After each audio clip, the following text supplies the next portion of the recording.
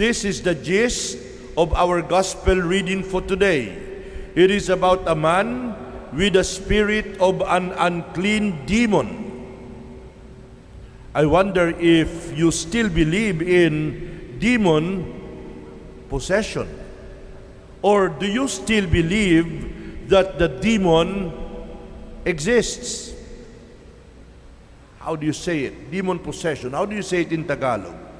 I was thinking about it last night, and because I wanted to say it in Tagalog, I was looking back and looking at my own childhood, how we describe demon possession in my own language.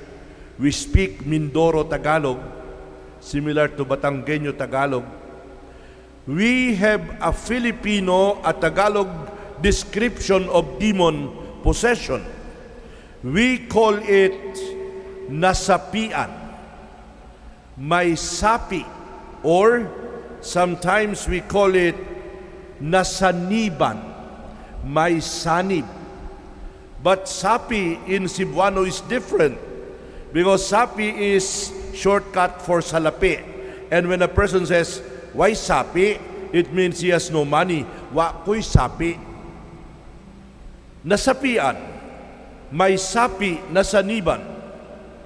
My dear brothers and sisters, the ancient world believed that the air, our environment, was thickly populated with evil spirits that sought entry into people. The ancient world, the world of Jesus, believed that often evil spirits would enter a human being either through his food or his drink.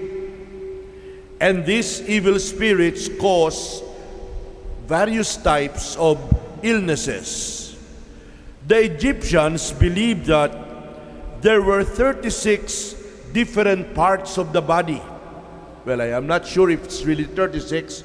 Maybe you can consult Mr. Google and find out if there are really 36 parts of the human body. But the Egyptians of old believed there were 36 different parts of the human body, and any of these body parts could be entered into and could be controlled by one of these evil spirits. There were different types of evil spirits.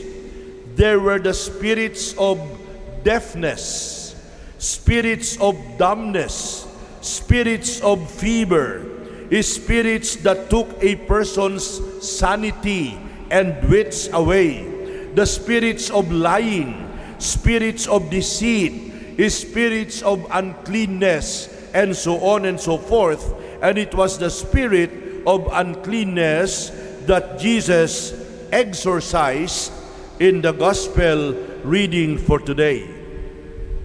Fortunately or unfortunately, modern man, we ourselves included, there are some of us who regard belief in spirits as something Jurassic, something primitive, something superstitious, especially those who live in big cities. They have outgrown belief in evil spirits, but our Lord Jesus seemed to believe in them too. There are several explanations, and let me cite the different explanations about belief in evil spirits. Number one, our Lord actually believed in the existence of evil spirits. That is why when we pray the Our Father, when He was teaching the Lord's Prayer to the disciples, He said, among the things that you have to pray for is, deliver us from all evil. Deliver us from all evil. Because there are demons, there are evil spirits all around us.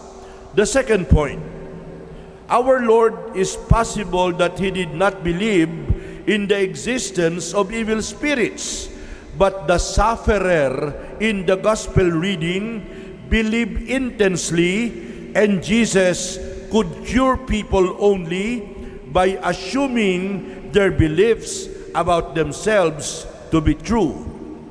So if you are sick and somebody says to you, there is nothing wrong with you, you are not sick, that is no help. The reality of the pain has to be admitted before a cure can follow. And the people believed they were possessed of devils, and Jesus, like a wise doctor, knew he could not heal them unless he assumed that their view of the trouble was real.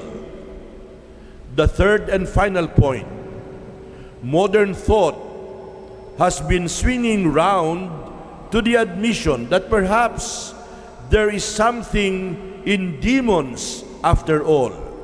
There are certain troubles that have no physical explanation. There are certain troubles that have no biological cause as far as can be discovered. And there is no reason why a person is ill, but a person is ill. Since there is no physical explanation, some people now think there must be a spiritual one, and that demons may not be so unreal after all. My dear brothers and sisters, interestingly, the people in the gospel were astonished at the power of Jesus.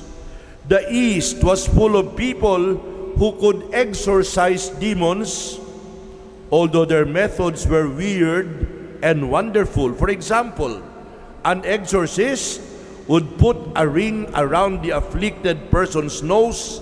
He would recite a long spell, and then all of a sudden, there would be a splash in a basin of water which he had put near to hand, and voila, the demons was driven away. The difference between all this hysterical paraphernalia and the calm single word of command of Jesus is that his authority awed and surprised those who witness the event. What does this mean? Our Lord Jesus does not need any authority to prove his claim. He was authority incarnate. His authority to drive demons away is from God. It was his own. And so here is a man, Jesus, who speaks as one who knows. And people were astonished at his teaching because his speech was with authority. Our Lord drove out demons in many ways. The dumb could talk. The deaf could hear. The blind could see. The paralytic could walk. This is indeed God.